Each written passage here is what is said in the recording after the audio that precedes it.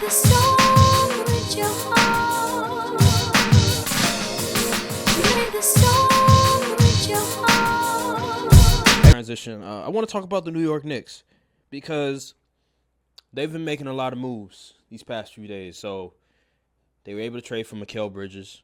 Wow, what a shocker! Like this was in the works for a while. Like it was inevitable. Like Right. they had DiVincenzo, they had Brunson, they had Josh Hart and them, Jalen Brunson, and they were always talking about Mikal, like you over there, like bro, like we just need you now to make it the Villanova connection. And now they traded for him. I mean, it was a lot. Yeah. They gave up like what was it, 4 or 5 Like five first round picks. I think it may have been some pick swaps in there. Yeah, it was like 5 picks a pick swap or something like that. Look. I'll say this about the move. It was a lot. It's a lot, but necessary. The contract is friendly. Yeah. So that's good. He's making like, what was it, 4 years, $90 million, I think it was. So that's a great contract in this new CBA. Jalen Brunson, he's making pennies on the dollar as well, 4 years, $100 million. Here's what I think about. Oh yeah, they also signed OG Anunoby to a massive. That one I was like, oh, they God signed. damn. I thought they said they planned on. I didn't know they actually. Nah, they put ink bro, the paper. They and they said they plan on retaining Hardenstein too, right? I don't know how they do that. There's no way. OG. Let me. I just want to make sure. I just want to make sure that I got it right. Yeah, let me just make sure. Yeah, they agreed to it. Okay. They agreed to this. $213 million for OG Anunoby. 5 years. God damn. But here's the deal. Here's the deal. The Knicks need to go all in this season. Put all your chips in the table. Put all your eggs in one basket. Because Jalen Brunson's deal, he has 1 more year and then he has a player option. So you have to go all in this season. Like, there's no ifs and buts about it. They have the most pressure to win a championship this year because there's no excuse. You have Mikal Bridges on a team-friendly deal. You have Jalen Brunson on a team-friendly deal.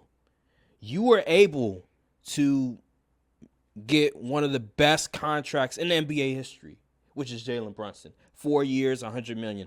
That deal right there, that's one of the best free agent signings ever. Because nobody thought that Jalen Brunson was going to be this good. And at the time, the deal, people thought they overpaid, including myself. People did.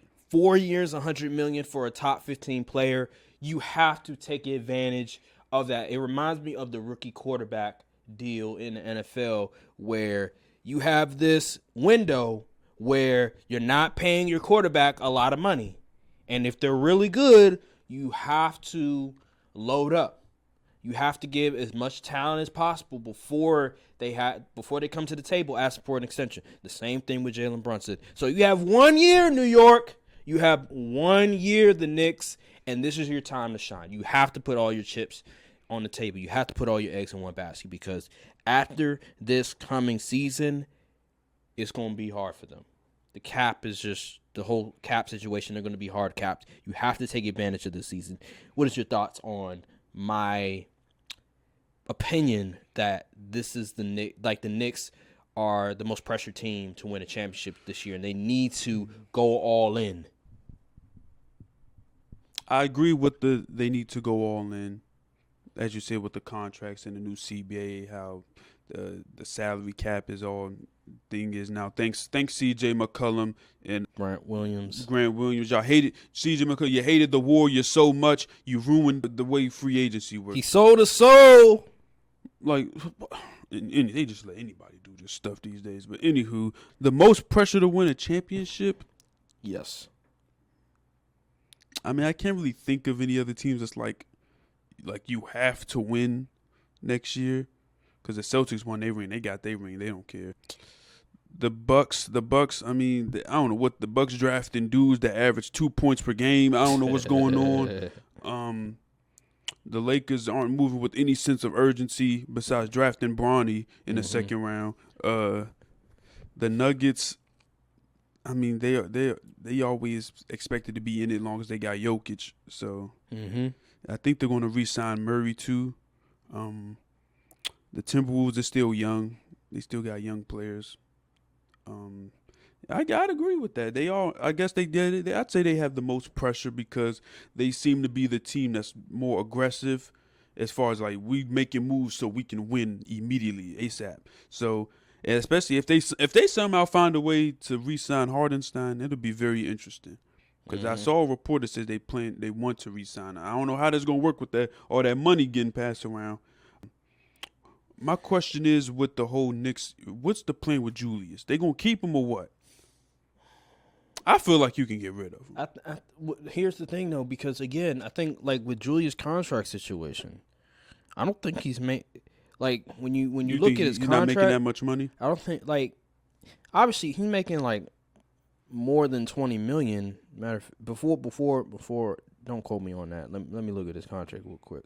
But – so his contract he signed was 4 years, $117 million, right? Which is – that's not – In the new world in the NBA, that's not a lot of money. So they have a lot of team-friendly deals where you can trade these players and get some picks, maybe even some talent back. With Julius, he is an all-star caliber player. He is a guy that is very talented. If he would have stayed healthy, he may even made first team. Not first team. He would have made an all-NBA team. There would have been a possibility of him making an all-NBA because he's averaging north of like 24 points, and he'll get you 10 boards. So Julius is a very talented player. My thing with Julius is the way that the Knicks played last season without him.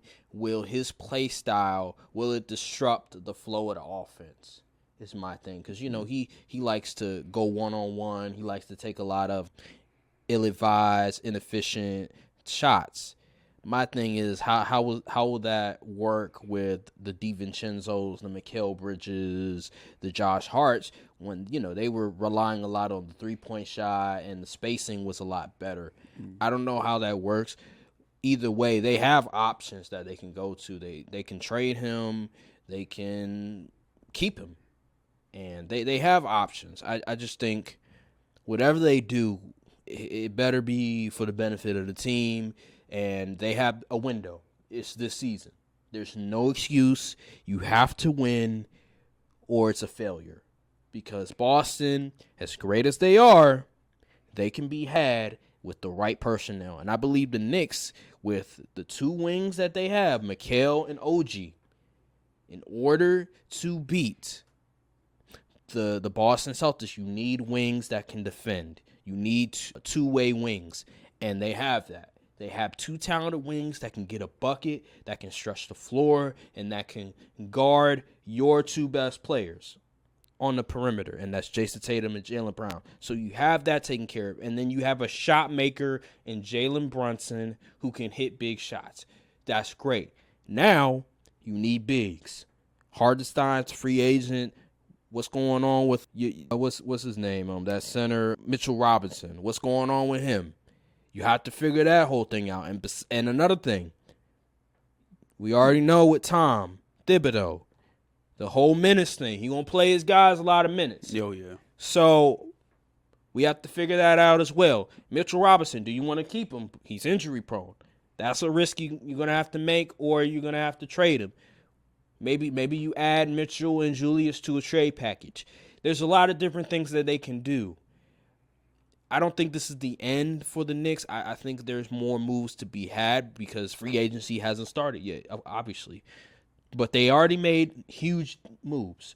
You traded for Mikal and you re-signed OG. Huge moves. It's going to be risky. But just like with the Celtics, they took a risk on Kristaps. Yep. And it paid off, even though he didn't play the rest of the series besides those two games. I mean, he played a little bit of Game 5, but they didn't really need him so much. So it was like really game 1 and 2 where his services was needed. So they're gonna take a chance on OG. How is the rest of the rosters gonna look? Are you gonna keep McBride? He was a nice piece off the bench for you. Like we don't know. We really don't know. But right now, this is the opportunity for them to put themselves in a position to win the Larry O'Brien trophy. And if they don't do it this season, then it's going to be a failure. This is their window. I like it. It's like I brought this up again, but it feels like NFL. Like you have those small windows. You have to capitalize on them, and this is the season they need to. Yeah, that's where I'm at with it. You think that? Just let me be.